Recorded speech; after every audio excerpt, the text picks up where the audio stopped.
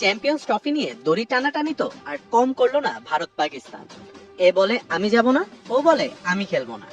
জল ঘোলা শেষে ওই ক্রিকেটের মোড়ল ভারতের কথা মেনেই হাইব্রিড মডেলে হবে এবারে চ্যাম্পিয়ন্স ট্রফি। ভেন্যু হিসেবে সংযুক্ত আরব আমিরাতকে বাছাই করেছে পাকিস্তান। নয়া বছরের 19 ফেব্রুয়ারিতে শুরু হতে যাচ্ছে এই টুর্নামেন্ট। 8 দলের এই মহারণ শেষ হবে 9 মার্চ। ইতিমধ্যে এক খসড়া সূচি প্রকাশ করেছে আইসিসি, তবে অফিসিয়ালি তা এখনো ঘোষণা দেয়নি ইন্টারন্যাশনাল ক্রিকেট কাউন্সিল। ভারত পাকিস্তানের এই টানাটানিতে টাইগারদের কথা ভুলে গেলে চলবে না। চ্যাম্পিয়ন্স ট্রফিতে বাংলাদেশ আছে গ্রুপ এতে। টাইগারদের প্রতিপক্ষ ভারত, পাকিস্তান এবং নিউজিল্যান্ড। সূচিতে বাংলাদেশের প্রথম ম্যাচ ফেব্রুয়ারির 20 তারিখ, তাও ভারতের বিপক্ষে।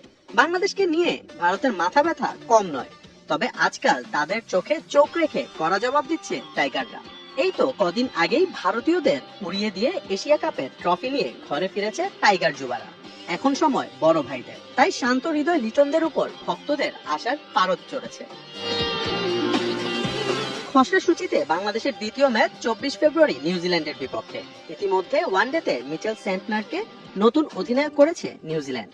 বাকি দুই দল থেকে টাইগারদের জন্য খানিকটা সহজ প্রতিপক্ষই কিউইরা। সেক্ষেত্রে ওদের হারিয়ে রেসে এগিয়ে থাকতে চাইবে শান্ত অ্যান্ড কম।